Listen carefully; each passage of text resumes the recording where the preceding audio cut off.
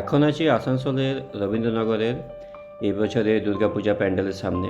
প্যান্ডেলটা দেখে মনে হচ্ছে একটা রাজপ্রাসাদ। তো প্যান্ডেলটা ঠিক রাস্তার ধারেই। এবার আমি আস্তে আস্তে প্যান্ডেলের ভেতরে যাব। এটা হলো মেন গেট। এই মেন গেটটা দিয়ে ভেতরে ঢোকার পর সিঁড়ি দিয়ে নামতে হবে। তারপরে দেখুন মূল প্যান্ডেলটা হলো ভেতরে। এই প্যান্ডেলটা খুবই সুন্দর বানিয়েছে, দেখতে খুবই ভালো লাগছে।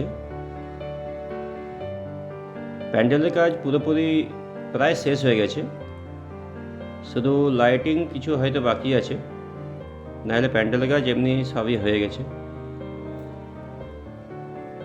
এরপর আমি প্যান্ডেলের ভেতরে যাব।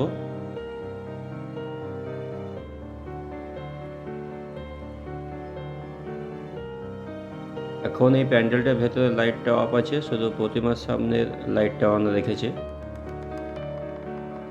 তো প্রতিমাটা খুবই সুন্দর বানিয়েছে, আসানসোলের কিউট দুর্গা প্রতিমা নামে বিখ্যাত,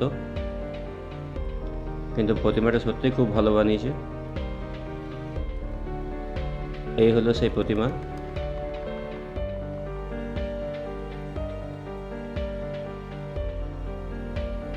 আসানসোলের কিউট দুর্গা প্রতিমা।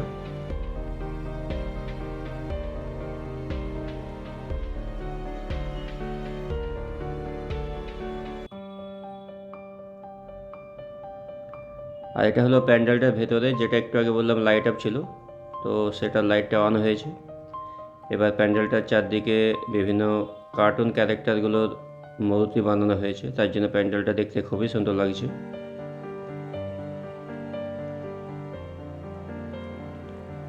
গোপাল ভাঁড় বিভিন্ন কার্টুন ক্যারেক্টারের মূর্তিগুলো বানানো হয়েছে।